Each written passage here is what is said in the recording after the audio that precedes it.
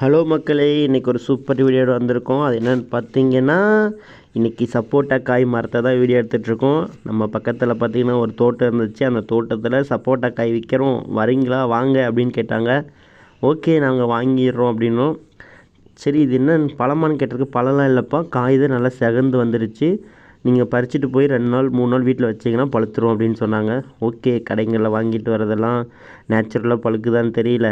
சரி, ஓகே, நம்ம இது பழுக்க வச்சு நம்மளே சாப்பிடுவோம் அப்படின்னு சொல்லி நானே மரத்து மேலே ஏறி பார்த்திங்கன்னா இந்த குட்டி பையனோட சேர்ந்துக்கிட்டு மரத்தில் நாங்கள் ஏறி இந்த சப்போட்டா காயெல்லாம் பொறித்தோம். நான் ஒரு 3-3.5 கிலோ பக்கம் வாங்கினேன்.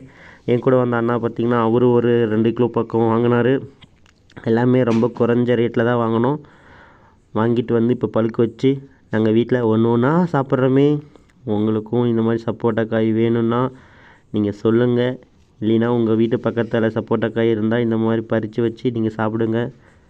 ஓகே, பாய்.